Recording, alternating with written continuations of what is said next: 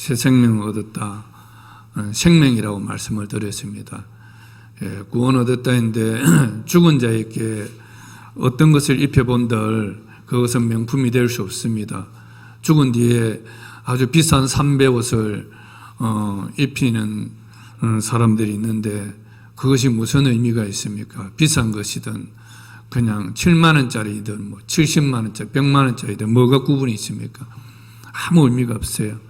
그래서 우리는 정말 구원이란 말을 할 때 저 사람이 죽었는가 살았는가 산장가 저 사람 속에 생명이 있는가 없는가 하는 정말 중요한 문제입니다.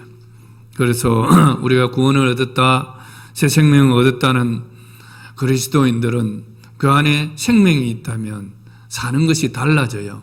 완전히 달라집니다. 그런데 우리가 신앙생활을 오래 해도 불신자들과 별반 다름없는 삶을 산다면 정말 내 속에 성경이 말하는 그 생명이 있는가 한번 깊이 생각해 봐야 합니다. 왜냐하면 이 생명이 있는 자와 생명이 없는 자의 마지막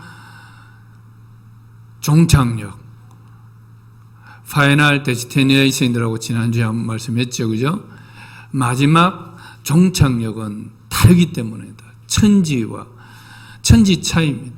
천국과 지옥에 가르는 그러한 아주 중요한 것입니다. 그래서 우리가 이렇게 복음을 전하는 이유도 그 속에 천국과 지옥을 가르는 생명이 있느냐 없느냐 이 생명을 얻어야 하기 때문에 우리는 절박하게 복음을 전합니다. 그래서 제가 목회를 하면서도 계속 느껴지는 것이 왜 저래 사람이 안 변할까? 예수 믿는다는데 저렇게 오랫동안 믿은데도 왜 믿음이 안 들어갈까? 그것은 그 안에 생명이 없기 때문입니다. 정말 성경이 말하는 그 생명이 있다면 분명하게 사는 것이 달라요. 교회를 다녀도 여전히 외모를 봅니다. 사람을 볼 때에도 외모를 봐요. 외모를 보고 그 사람을 평가를 해요. 배우자를 고를 때에도 하나님 뜻이 어디 있는가 보다도 그 속에 생명이 있는가 없는가 이것을 보기보다도 그거 뭐 그냥 창세기 6장에 나오는 것처럼 노아 홍수로 이 땅이 멸망하기 전에 하나님의 아들들이 사람의 딸들을 사랑하였더라 그런 말씀처럼 그냥 얼굴의 모습 예쁜 거 보고 배우자를 골라요. 뭐 어쨌든 간에 신앙이 있든 없든 그냥 돈 많은 사람 직장 좋은 사람 안정된 직장 가진 사람 이런 사람을 구합니다. 네. 첫 만남이 연봉이 얼마인가? 예. 아파트 있는가? 주택이 있냐? 아파트냐? 요즘 주택은 사람 취급도 안 하다 보니까 참 내가 직장을 구할 때도 연봉을 얼마나 주느냐?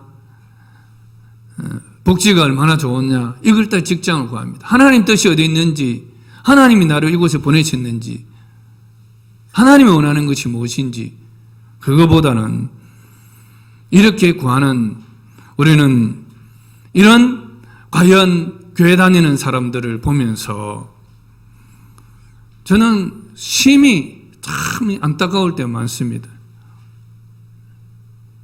과연 이 사람이 산 자인가 죽은 자인가? 오늘 마리아는 오늘 우리가 아침에 보내줬던 요한복음 12장에 나오는 마리아는 예수님을 만난 뒤에 예수님께서 그 죄를 사해 준 것에 대해서 제사함 받은 그 은혜와 감격이 너무너무 감격해서 300데나리온 1년 동안의 장정이 벌어들일 수 있는 돈입니다. 다시 연봉입니다. 여러분 연봉이 얼마입니까? 그 연봉을 다 쏟아부어서 주님의 머리에 쏟아붓고 발에 그 머리털로 그 발을 닦는 이런 헌신을 한 것입니다. 이에 대해서 바로 반론을 제기하는 자 있지 않습니까? 머리 잘 돌아가는 똑똑한 자, 회계자, 회계 담당했던 누굽니까? 유다는 이것을 팔아서 가난한 사람들에게 주었으면 얼마나 많은 사람들이 생길 수 있는가 바로 계산이 나와버립니다. 그러나 주님이 보시는 것은 그것이 아니잖아요. 이것이 바로 거듭난 생명이 있는 사람의 보는 시각이 달라지는 거예요.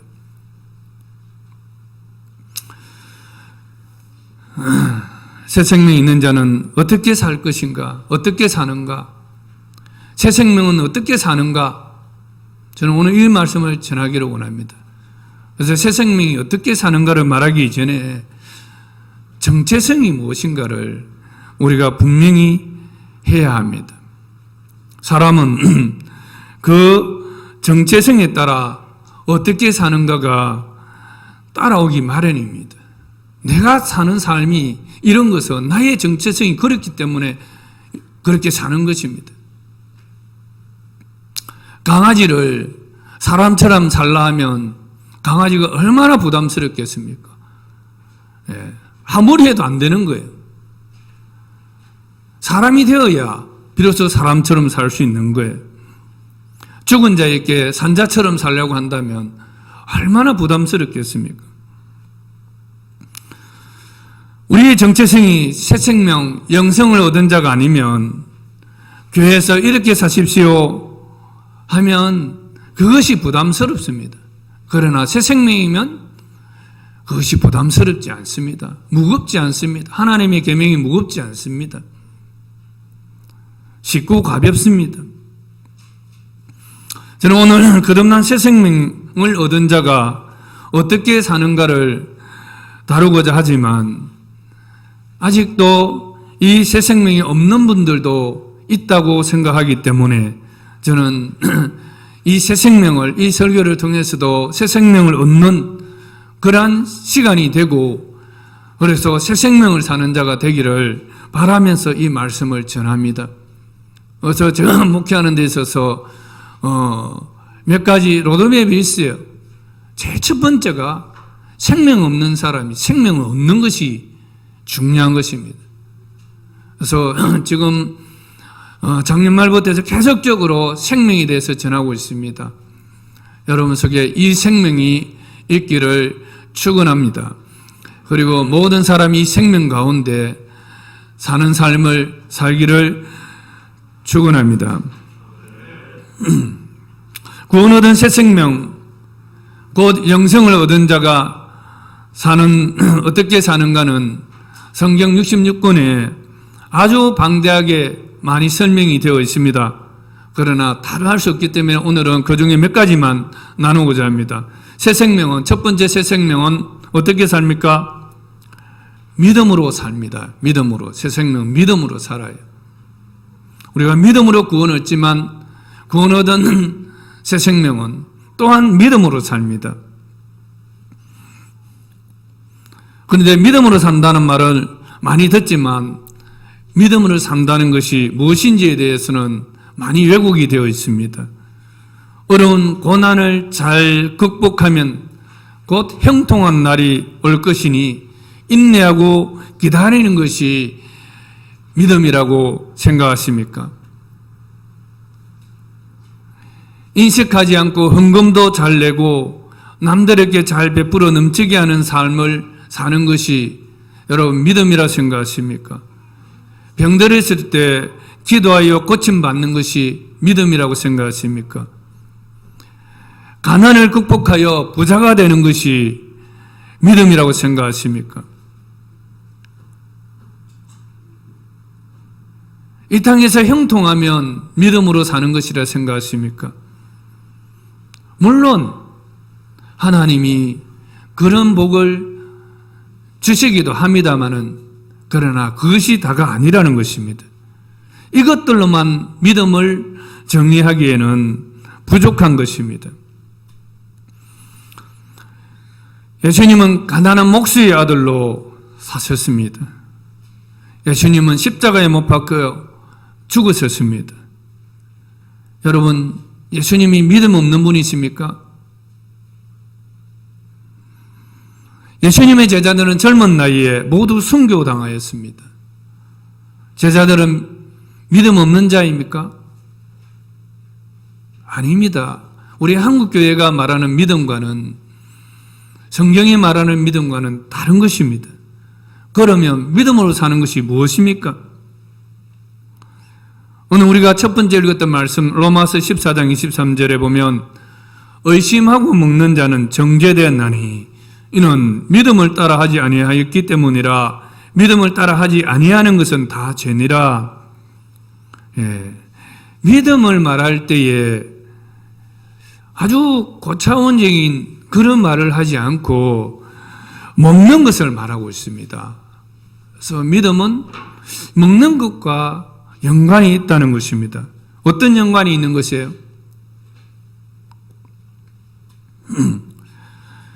이 말씀은 믿음으로 산다는 것은 어려움을 극복하는 것만도 아니고 기적을 일으키는 것만도 아니고 교회 와서 예배드리고 하는 이런 종교 행위를 위한 것만도 아니라는 말씀입니다. 특별한 것이 아니라는 거예요. 믿음이라는 것은 특별한 것이 아니다. 즉 믿음은 먹는 것과 같은 일상적인 생활에서부터 시작하는 것이라는 것입니다. 그러니까 믿음이란 특별한 삶이 아니라 먹고 마시는 것과 같은 가장 일상적이고 기본적인 것과 관련이 있다는 것입니다. 일상생활을 내 마음대로, 내 뜻대로, 자기 힘대로 열심히 사는 것을 두고 믿음으로 사는 것이라 하지 않습니다. 새 생명을 사는 자는 믿음으로 삽니다. 이 새 생명은 일상생활 속에서 믿음으로 사는 거예요. 그래서 골로새 3장 23절 말씀에 보면 무슨 일을 하든지 주께 사람에게 하듯 하지 말고, 세 번역을 봤습니다. 무슨 일을 하든지 사람에게 하듯이 하지 말고 주님께 하듯이 진심으로 하십시오. 우리 사람은 지 기분에 따라서 합니다. 우리 사람은 사람 눈앞에 보는 것과 보지 않을 때 하는 것이 다릅니다. 그러나 성경은 믿음으로 산다는 것은 사람이 보든 보지 않든 하나님 앞에서 주께 하듯이 진심으로 하는 것이라 말하고 있습니다. 먹고 마시는 것과 같은 일상생활 모든 것을 하나님 앞에서 사는 것을 말합니다. 그래서 새 생명은 교회에서 예배드릴 때뿐만 아니고 가정에서부터 믿음을 따라 사는 것입니다. 사회생활도 직장생활도 믿음을 따라 삽니다. 이웃과도 믿음을 따라 삽니다. 내만 잘하면 되지, 내만 열심히 살면 되지, 내 방식대로 하면 되지, 그렇지 않습니다. 믿음을 따라 사는 거예요. 주께 하듯이 사람과의 관계가 그렇게 어그러지지 않습니다. 할 수 있는 난 평화를 추구합니다. 그래서 모든 것을 하나님 앞에서 생각하면서 사는 것이 믿음입니다. 나의 일상생활 속에서 하나님 앞에서 생각하면서 사는 것이 믿음으로 사는 것입니다.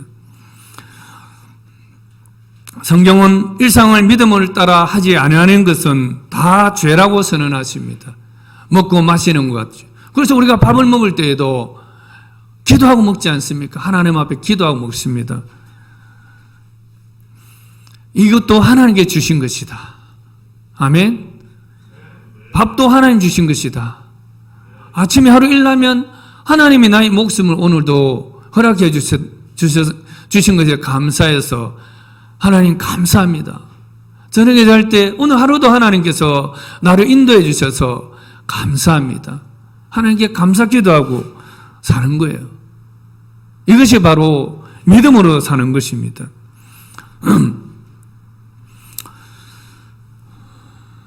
저는 우리 조영관계 모든 성도님 여러분들이 정말 일상생활을 하나님 앞에 믿음으로 사는 새 생명이 되기를 축원합니다. 하박국 2장 4절에 보면 보라, 하박국 2장 4절, 제가 한번 읽겠습니다. 보라, 그의 마음은 교만하며 그 속에서 정직하지 못하나 의인은 그의 믿음으로 말미암아 살리라. 이 하박국은 불의한 세상, 부당한 세상 속에 믿음으로 사는 사람의 그 고백이 뭐냐면, 하나님, 어찌 의롭게 살지 않는 저 불의한 자들이 이렇게 잘 살고 하나님 뜻대로 살란 우리는 이렇게 어렵게 삽니까? 하고 하나님 앞에 하박국 선지자가 항의를 합니다. 하나님의 말씀을 듣고 나서 그는 이제 이렇게 고백합니다. 보라, 그의 마음은 거만하며 그 속에 정직하지 못하나 의인은 믿음으로 말미암아 살리라. 그리고 감사 고백이 나오지요, 그죠?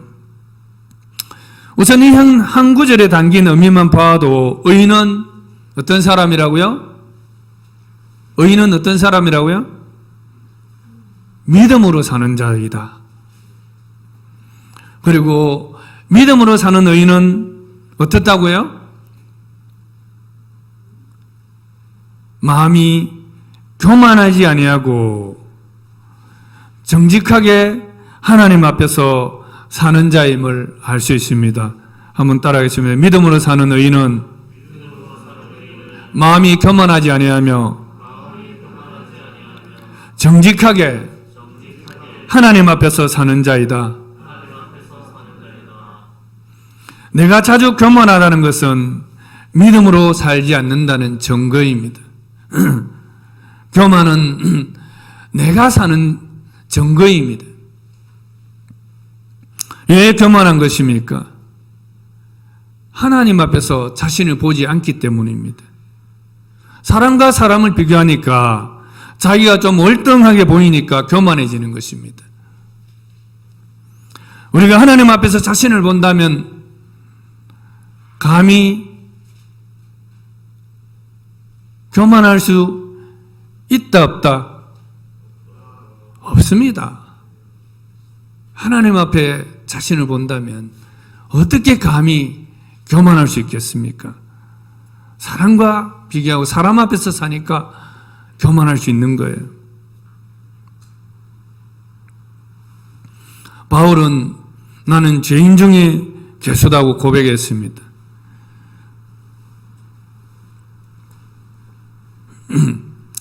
예수님은 십자가상에 매달려 계실 때에도 많은 사람들이 모욕을 하였고 예수님을 비방했지만 예수님은 그 마지막 순간까지도 요한복음 읽어보시면 여러분 아실 거예요. 말씀을 이루셨다고, 다 이루셨다고, 그리고 운명하시니라 이렇게 나옵니다. 하나님 아버지 앞에서 아버지의 뜻을 이루는데 집중하셨어요. 마지막 숨을 거둘 때까지. 이것이 바로 믿음을 사는 사람입니다. 우리 한국 그리스도인들은 지금 부족한 것이 없어요. 정말 회식 하나만 묶고는 사니까 알바 인생도 그냥 부유하게 살지는 못하지만 그래도 뭐라도 하면 끼니는 때울 수 있으니까 예전처럼 하나님 앞에 그렇게 간절히 매달리지를 못해요. 그런데 우리가 바른 믿음을 가졌더라면 부유해져도 하나님 앞에 자신을 보면서 매일매일 애통해하고 갈급하면서 살 수밖에 없어요. 근데 내가 왜 어려울 때는 하나님 잘 믿었는데, 잘 믿은 것이 아니라 잘 믿은 것 같은데, 부유하니까 왜 하나님 찾지 않는 것입니까? 왜 기도하지 않는 것입니까? 믿음이 잘못된 거죠. 그것을 위해서 산 것이잖아요.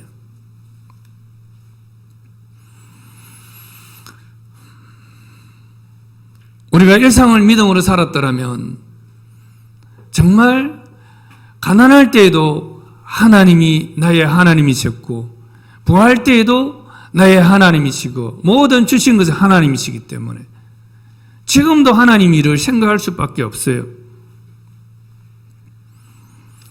정직하지 않은 태도도 믿음으로 사는 것이 아니라고 말씀하고 있습니다. 정직은 무엇입니까? 뭔가 이거 하나 바르게 하고 안 하고 이런 문제가 정직이 아닙니다. 여러분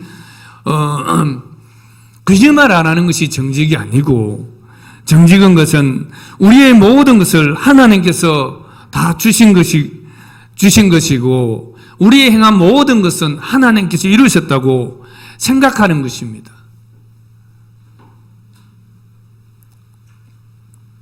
현재 자신이 가지고 있는 모든 재능과 부와 명예와 모든 기회를 하나님 앞에서 생각하는 것입니다. 이것이 정직이에요. 우리가 누리는 모든 것은 하나님께서 다 주신 것이다. 한때는 풍성하게 편안하게 살 수 있는 길을 주셨다면 또 한때는 하나님 목적에 의해서 어려운 시기가 있을 수 있습니다. 그때에도 하나님을 생각한다면 우리는 불평할 수 없습니다. 하박국 선지자 처음 불평과 같은 그런 불평을 하지 아니하고 그때에도 감사할 수 있는 것입니다. 방금 보았던 하박국 2장 4절을 인용한 로마서 1장 7절에서는 복음에는 하나님의 의가 나타나서 믿음으로 이르게 하나니 기록된 바 오직 의인은 믿음으로 말미암아 살리라 한과 같으니라. 하박국 2장 4절을 신약 성경 몇 구절에서 인용을 하고 있습니다. 로마서 1장 17절에서 복음에는 하나님의 의가 나타나서 믿음으로 이르게 한다. 기록된 바 오직 의인은 믿음으로 말미암아 살리라. 의인은 어떻게 산다고요? 믿음으로 산다 했습니다. 예, 의인은 믿음으로 사는데 믿음으로 사는 의인이 되려면 믿음으로 사는 의인이 되려면 먼저 무엇을 알아야 합니까? 복음입니다. 복음. 복음에는 하나님의 의가 나타나 믿음으로 믿음에 이르게 한다 했습니다. 그래서 우리가 복음을 알아야 믿음으로 살 수가 있어요. 복음을 가장 잘 나타내주는 것이 십자가입니다. 십자가는 하나님의 의로우심과 선하심을 보여주는 창문입니다. 십자가를 통해서 우리가 세상을 바라보고 나를 바라본다면 십자가는 바로 나에게 하나님의 의로우심과 하나님의 선하심을 보여주십니다. 그래서 어떤 환경 속에서도 우리는 십자가를 통해서 하나님을 바라보고 세상을 바라보고 나를 바라볼 때에 바로 하나님이 오르시다. 의라는 것은 오르시다는 것이잖아요. 하나님이 오르시다는 것을 우리는 인정할 수밖에 없습니다. 그러므로 십자가의 복음에는 하나님의 의가 나타나서 믿음에 이르게 합니다. 십자가의 복음은 하나님의 선하심과 우리의 죄인됨을 분명하게 보여주십니다. 죄인된 나를 구원하시기 위해서, 의롭게 하시기 위해서 그 아들을 십자가에 못 박아 죽이신 하나님의 이 행위가 얼마나 선한 것이고 하나님이 이 행위가 얼마나 옳으신 것인지를 우리는 깨닫게 됩니다. 그 순간에 우리는 정말 그 하나님을 믿을 수밖에 없습니다. 이것을 깨닫는 깊이만큼 또 믿음이 자라가는 것이에요. 믿음이 자라지 않는 것은 복음을 모르기 때문에 그래요. 복음을 여러분 안다고 생각할지 모르겠지만 깊이 묵상하고 기도하세요. 하나님, 내가 복음의 깊이를 더하게 해주세요. 주님의 십자가의 그 의와 선하심을 내 안에 깨닫게 해주셔서 나의 죄인됨을 더 깊이 깨닫게 해주세요. 그러므로 내 의로 살지 아니하고 복음으로 살게 해주세요. 이 기도를 날마다 드려야 돼요. 우리가 10,000금 돈을 벌어서 내가 나중에 하나님께 헌금을 많이 하겠습니다. 이런 사람들이 있습니다. 그러나 그 헌금 10,000금을 갖다 바쳐도 하나님께 우리를 의롭게 할 수 없습니다. 그런데 교회는 헌금 많이 하는 사람들을 인정해 주지 않습니까? 모든 거에 헌금을 요구하고 있습니다. 헌금과 믿음을 결부시키고 있습니다. 그러나 그렇지 않습니다. 돈 많은 사람, 10억 버는 사람이 1,000만 원이 뭐 그래 크겠어요. 하나님은 그렇게 평가하지 않습니다. 하나님이 우리가 알아야 될 것은 나의 노력으로 하나님께 어떤 덕을 끼칠 수 없다는 것을 바로 알아야 합니다. 내 노력으로 내가 한 것, 이것으로 하나님 앞에 인정받으려는 것은 율법으로 사는 거예요. 어떤 것도 하나님께 덕이 될 수 없다는 겁니다.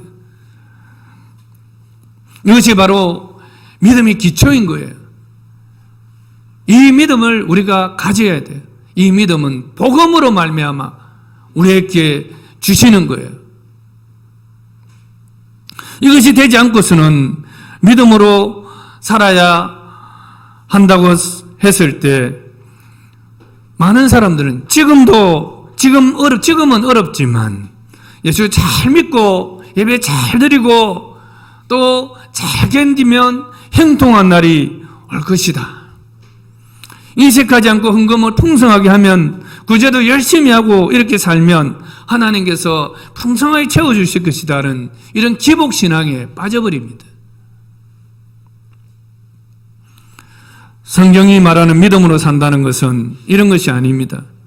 아까도 말씀드린 것처럼 침례 요한은 젊은 나이에 하나님의 말씀대로 바른 말을 전하다가 목배임을 당하여 죽었습니다. 그것도 정말 이해할 수 없는 목배임입니다. 죄인의 딸이 내기를 했는데 그 내기 끝에 요한은 죽습니다. 어찌 이런 비참한 죽음이 있을 수 있습니까? 그는 그럼에도 불구하고 그는 흥하여야 했고 나는 샤하여야 하리라. 나는 이러한 기쁨으로 충만하였노라. 이런 말을 했습니다.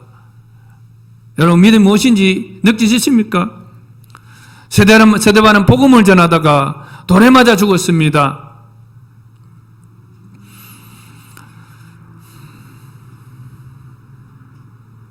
그런데 그의 죽음은 정말 영광스러웠습니다. 성경이 증언하고 있습니다.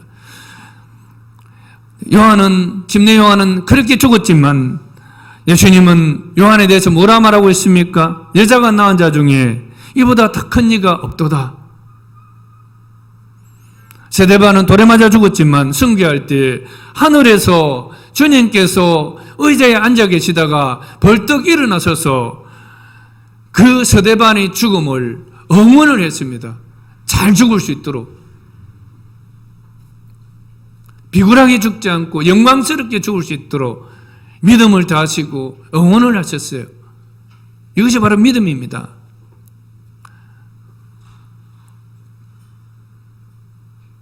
짐 엘리엇은 그 대학 시절에 젊음을 주님을 위해서 아마존 강에 있는 그 유역에 선교지로 들어가기 위해서 준비를 했는데 경비행기를 타고 도착하자마자 그 원주민들에 의해서 죽었습니다. 여러분, 그의 죽음이 헛된 것입니까? 그 믿음의 열매들이 그 부족들과 그 주변의 인디안들을 구원하는 일에 많은 열매가 된 것입니다. 씨앗이 되고 열매로 나타났습니다. 믿음으로 산다는 것은 이 땅에서 복을 받기 위해 사는 것이 아닙니다. 믿음으로 사는 자는 복음으로 말미암은 그 구원의 은혜에 감사하고 감격하여서 범사에 감사하는 삶을 사는 것입니다. 일상생활 속에서 모든 것들을 하나님께 감사하며 사는 것입니다. 저는 신앙생활을 내비게이트 선교에서 시작했습니다. 근데 그 선배들의 믿음은 신앙생활 한지 얼마 안 됐어요. 기껏해야 내보다 1년 빠르고 이런 사람들인데도 불구하고 그분들께 배운 것은 내가 지금 하고 있는 이 전공이 주 캐리어가 아니라 부캐라는 것이에요. 선교하기 위해서는 복음을 따라서 복음을 전가하기 위해서는 자기 전공조차도 내려놓고 기꺼이 자신을 희생하여 선교하기에 알맞은 직업으로 갈아타는 것을 보았습니다. 그래서 저는 이것이 바로 믿음이구나 하는 것을 그때부터 배웠었습니다. 그래서 저도 직장을 구할 때에 제 전공은 전자공학입니다. 전자공학은 그때 주로 공부한 것들이 우리는 컴퓨터 공학이 아니고 전자공학을 했습니다. 그래서 전자공학은 주로 반도체 중심으로 했었어요. 그래서 저는 반도체 쪽을 하려면 평택이나 구미나 이 정도로 가야 제대로 전공을 살릴 수 있습니다. 그러나 저는 그 당시에 교회 청년회장을 하고 있었기 때문에 교회를 연속적으로 섬기기 위해서 전자공학 전공을 포기하고 외국인 컴퓨터 회사로 취직했습니다. 결과적으로 제가 하나님께서 많은 복을 주시는 이러한 결과는 되었지만 그러나 그것이 다가 아니잖아요. 저희 선택의 기준은 첫째가 부산에서 교회를 잘 섬길 수 있는 것이고 둘째는 교회를 잘 섬기려면 시간이 좋아야 돼. 그래서 너무 시간에 얽매이는 것이 아니고 자유로운 시간을 좀 줄 수 있는 것을 기도했고 셋째는 많은 사람을 만나 복음을 전할 수 있는 곳을 원했습니다. 한 곳에 다 거기 갇혀 있으면 복음 전하기 어렵잖아요. 넷째는 이왕이면 많은 사람들 또 어려운 사람들 도울 수 있는 선교할 때 도움이 되는 재정적으로도 좀 좋은 것을 해달라고 기도했습니다. 이 네 번째가 첫 번째가 아니었습니다. 모든 것들이 하나님의 복음을 위해서 제가 구했던 것입니다. 이런 조건을 하나님께서는 기뻐하셨는지 저에게 많은 복을 주셨어요. 그런데 항상 이 길이 평탄했던 것은 아닙니다. 때로는 제 집이 하나밖에 없는 빌라, 8천만 원짜리 빌라가 담보가 5천만 원 걸려 있어가지고 그것이 날아갈 뻔한 적도 있습니다. 차압이 들어와서 날아갈 그 위기에 있었지만 그 당시에 어머니를 모시고 있었고 그런 시기였지만 내 아내는 그 상태에서도 걱정 마라, 괜찮다. 집 없으면 단칸방에 어머니 모시고 가 살면 되지. 그런 말을 해 주었어요. 그래서 너무너무 지금도 저는 고맙게 생각해요. 그럴 때 여자들은 보통 온갖 남편을 다 원망하지 않습니까? 그거 없어도 단칸방에 살면 되지. 당신만 있으면 된다. 아멘? 옆 사람 보면서 당신만 있으면 된다. 서로 안 봅니까? 안 보고 사는 사이입니까?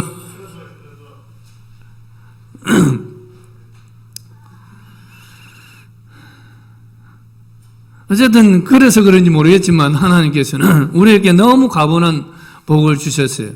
세상적으로 말하는 복입니다. 그래서 하나님께 제 이런 물질을 주셨기 때문에 저는 지금도 이 물질을 어떻게 하나님의 복음을 위해서 쓸 수 있을까? 그것을 연구하고 있습니다. 그래서 세상의 법과 하나님 나라 법은 충돌할 때가 많아요.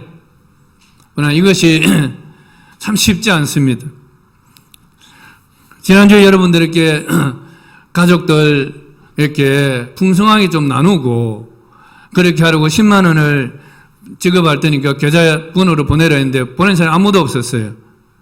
그래서 제가 아는 계좌번호 아는 사람은 이영진 형제밖에 없어요. 그래서 명절이나 이럴 때 보면 갈 데 없는 사람들 좀 교회로 오라 해서 맛있는 것도 사주고 또 복음도 전하고 그렇게 좀 돌보라고 조금을 보냈었습니다. 그런데 형님 형제가 사진을 하나 보내왔어요. 영선 형제 아들 태성이 이성이가 웅상이랬죠. 웅상에 있다고 걔들 찾아가서 선물을 나눠주고 기도해 주려고 그거 찾아갔더라고요. 제가 이 말을 들었을 때 얼마나 마음이 찡하던지요.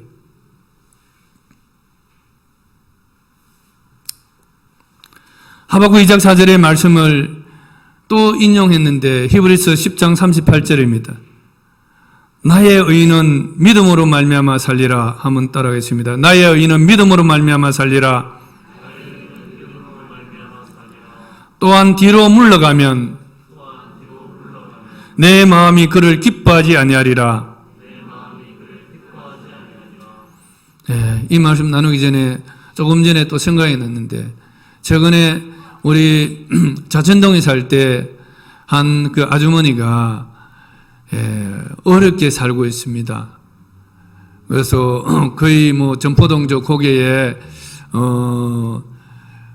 그 철거하기 전 그런 거기서 살다가 지금 뭐 또 재개발된다고 해서 비워져 이주를 해야 되는가 봐요.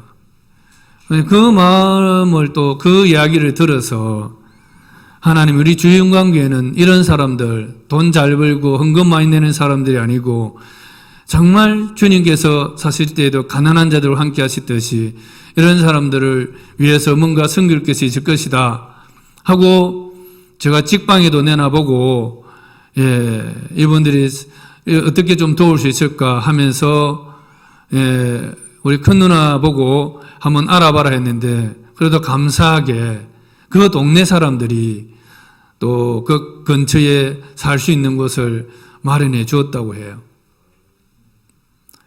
우리의 마음이 정말 어디에 가 있는가? 여러분, 무엇이 믿음으로 사는 것입니까? 새 생명이 우리에 있기 때문에 우리는 이렇게 살 수 있는 거예요. 히브리 10장 38절에는 나의 의인은 믿음으로 말미암아 살리라. 또한 뒤로 물러가면 내 마음이 그를 기뻐하지 않으리라. 여기서 믿음으로 산다는 것은 무엇입니까? 의인은 믿음으로 말미암아 사는데 믿음으로 산다는 것은 무엇입니까? 뒤로 어려움이 올 때에도 핍박이 올 때에도 뒤로 물러가지 않고 앞으로 전진하여 표들을 향해서 달려가는 삶을 사는 것입니다. 우리는 어려우면 뒷걸음질합니다. 그죠? 핍박이 오면 두려워서 뒷걸음질칩니다. 그러나 새 생명이 있는 자는 그런 어려움이 오도 능히 그것을 이겨냅니다. 왜냐하면 생명이기 때문에. 생명은 어떤 삶의 무게도 이겨낸다고 말씀드렸잖아요. 힘들겠죠. 힘이 안 든다는 것은 거짓말이에요. 힘듭니다. 힘들지만 돌멩이 위에 자갈이 있으면 씨앗이 자라서 그 자갈을 밀치고 올라와요. 시간이 더 걸리겠지만 그러나 눌린 만큼 더 그 생명은 더 튼튼한 생명으로 연단되어서 그 무기를 이길 수 있는 그런 생명체로 자라는 거예요. 그래서 우리는 어떤 어려움 앞에서도 뒤로 물러가지 않고 살아갈 수 있는 새 생명이 우리 안에 있다는 것을 믿으시기를 바랍니다. 정말 이 생명이 없는 사람들은 이 생명을 가지고 사는 삶을 선택하시기를 축복합니다.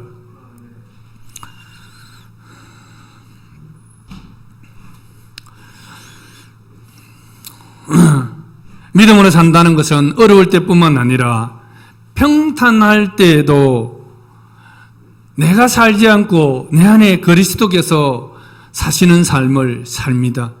우리는 어려울 때는 또 하나님을 찾고 그렇게 하지만 평탄할 때에도 부유할 때에도 믿음으로 사는 삶은 참 어렵습니다. 여러분, 제대로 된 생명이 있어야만 가능한 거예요.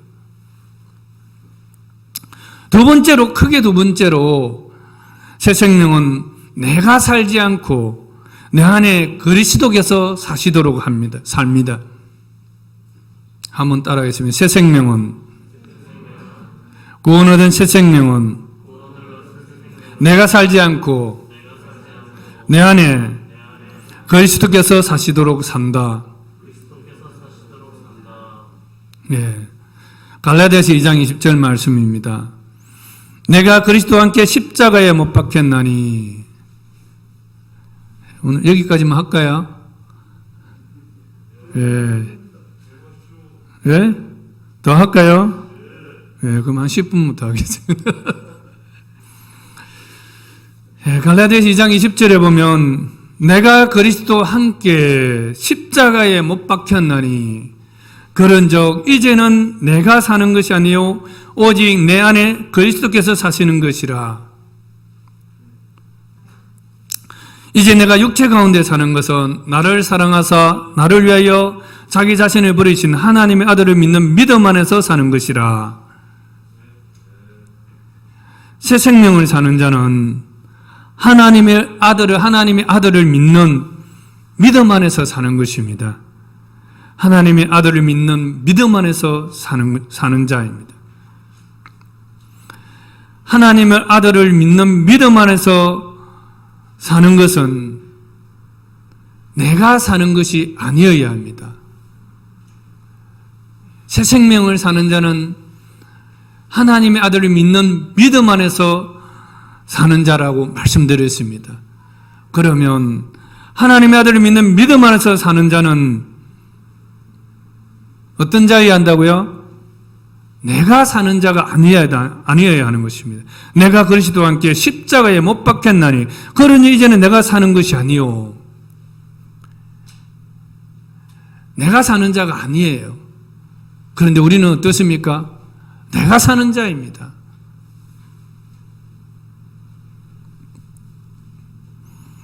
새 생명이 믿음 안에서 사는 것은 소극적으로는 내가 사는 것이 아니어야 하지만 적극적으로는 무언가를 위해서 내가 사는 것이 아니어야 합니다. 무엇을 위해서 내가 사는 자가 아니어야 합니까? 이제는 내가 사는 것이 아니요 오직 내 안에 그리스도께서 사시는 것이라. 무엇을 위해, 적극적으로 무엇을 위해 내가 사는 것이 아니어야 합니까? 내 안에 그리스도께서 사시도록 하기 위해서입니다.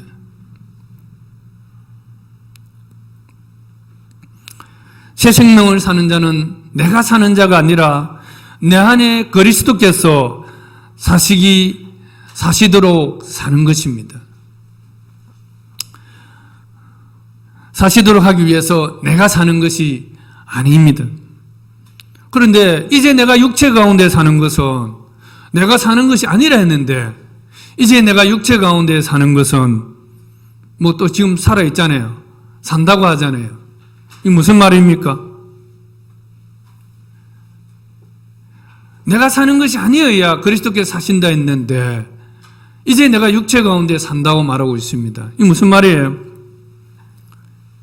이제 내가 육체 가운데 산다는 것은 나를 사랑하사 나를 위하여 자기 자신을 버리신 하나님의 아들을 믿는 믿음 안에서 사는 것이라. 예. 이제 내가 사는 것은, 육체 가운데 사는 것은 내가 사는 것이 아니고 하나님의 아들을 믿는 믿음 안에서 살 때에 그리스도께서 내 안에 사신다는 것을 말씀하고 있습니다. 하나님은 우리에게 내 안에서 사시기를 원하십니다. 하나님은 여러분 안에 사시기를 원하십니다. 하나님은 우리 가운데 사시기를 원하십니다. 그런데 하나님은 인격적인 하나님이세요. 억지로 잡아다가 너 나 믿어, 너 죽어, 내 시킨 대로 해, 이렇게 안 하십니다. 하나님은 우리 가운데 일을 하실 때에 어떻게 한다고 했습니까? 언약으로 일하신다고 했어요. 언약. 우리 가운데 일하실 때 언약. 하나님께서 우리에게 약속을 하세요. 일영아, 네가 이렇게 하면, 네가 나를 위해서 죽으면 내가 너 안에 살 것이야. 상일아, 네가 나를 위해서 죽으면 내가 너 안에 살겠다.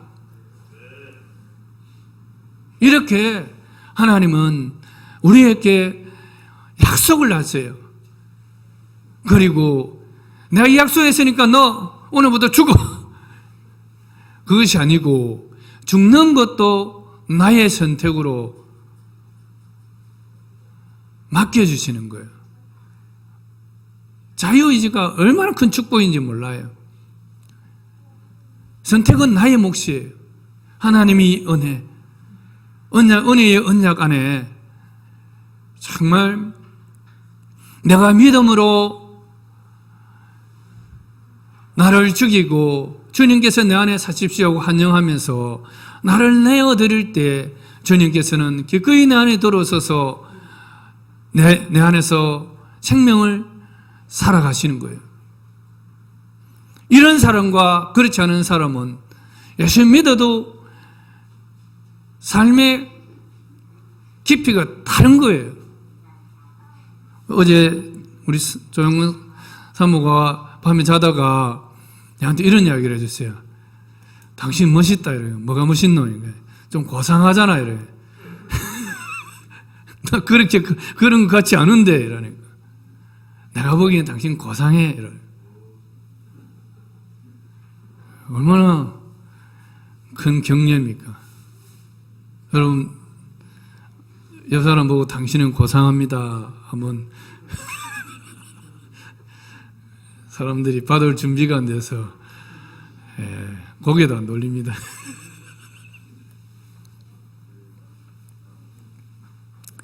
저는 그렇게 고상하지 않습니다. 그래도 그런 모습이 조금이라도 있으니까 그렇게 말해주는 것 같아요. 저는 제가 살 때가 많아요. 그래서 그게 힘들어요, 사실은.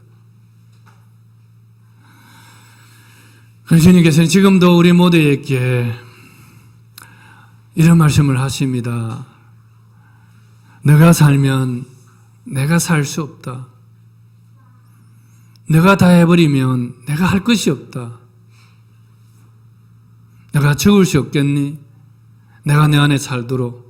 주님은 이런 말씀을 우리에게 계속하고 있습니다. 그런데 이 말씀이 여러분 억압으로 느껴지세요? 정말 주님의 사랑의 음성으로 느껴지지 않습니까?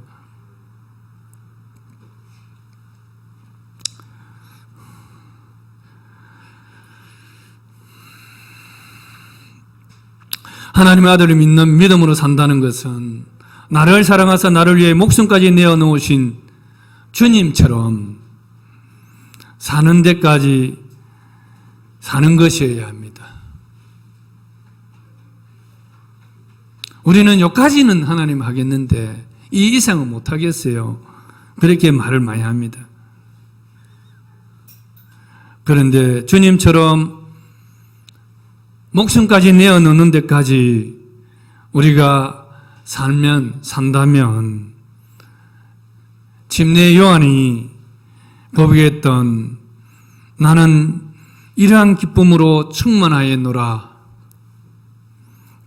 그는 흥하여야 하겠고 나는 샤하여야 하리라. 나는 다 내어놓으니까 없는 것 같은데 주님은 더 흥하여서 내 안에서 사시니까 더 흥하여 사시니까 내 안에 부흥이 일어나는 거예요. 놀라운 기쁨이 내 안에 주어지는 거예요. 이런 사람들이 모인 교회는 세상의 빛과 소금이 될 수밖에 없을 것입니다. 근데 우리가 그렇지 못하니까 문제인 거예요. 그래서 주님이 주신 새 생명이 복음을 깊이 우리에게 깨달아서 우리 안에 하나님 주신 의가 하나님 주신 선이 크심을 깨닫고 우리가 죄인됨을 깨달아서 우리 힘으로 살면 죄밖에 짓는 것이 없는 존재임을 깨닫고 더 주님을 의지하고 믿음으로 주님을 맞아들이고 산다면 죄인된 우리들이라 할지라도 주님께서는 이런 기쁨이 충만한 교회로, 주님이 살아계신 교회로 만들어 가실 줄로 믿습니다. 로마서 14장 7절에서 9절에 보면 우리 중에 누구든지 자기를 위하여 사는 자가 없고 자기를 위하여 죽는 자도 없도다. 우리가 살아도 주를 위하여 살고 죽어도 주를 위하여 죽나니 그러므로 사나 죽으나 우리가 주의 것이로다. 한번 고백하겠습니다. 우리가 살아도 주를 위하여 살고 죽어도 주를 위하여 죽나니 그러므로 사나 죽으나 우리가 주의 것이로다. 이 말씀이 여러분의 고백이 되기를 축복합니다. 새 생명을 사는 자, 내가 살지 않고 내 안에 그리스도께서 사시는 자, 나를 사랑하사 나를 위해 목숨을 버리신 하나님의 아들을 믿는 믿음으로 사는 자는 살아도 주를 위해 살고 죽어도 주를 위해 죽습니다. 사나 죽으나 우리가 주의 것이라는 이런 고백을 하며 사는 자입니다. 이런 사람에게는 하나님께서 놀라운 기쁨을 주십니다. 믿음으로 산다는 것은 시간과 공간과 생사를 가리지 않고 내가 살지 않는 것이며 오직 내 안에 그리스도께서 사는 삶을 사는 것입니다. 우리는 이 고백이 우리의 고백이 되기를 원합니다. 나의 간절한 기대와 소망을 따라 아무 일에든지 부끄러워하지 아니하고 지금도 전과 같이 온전히 담대하여 살든지 죽든지 내 몸에서 그리스도가 존귀하게 되게 하려 하나니, 이 기도가 오늘 저와 여러분 우리 모두의 기도가 되기를 원합니다. 기도하겠습니다.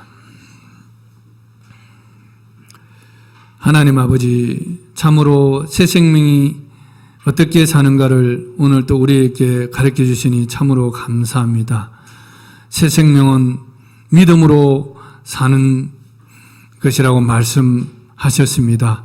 믿음으로 사는 것은 내가 사는 것이 아니요 내 안에 그리스도께서 사는 것이라고 말씀하셨습니다. 정말 우리가 사나 죽으나 나를 위해 살지 아니하고 주를 위해서 살고 죽는다고 말씀하셨습니다. 우리는 주님의 것이라고 말씀하셨습니다. 참으로 이 고백이 우리의 고백이 되게 하여 주시옵소서. 우리가 생명을 사는 자로서 정말 믿음을 따라서 살게 하여 주시옵소서. 아직도 입술로만 믿는 것이 아니라 우리의 전 인격이 이러한 삶을 살아갈 수 있도록, 우리의 범사가 이러한 삶이 될 수 있도록 주님께서 주장하여 주시옵소서. 예수님의 이름으로 간절히 기도드립니다. 아멘.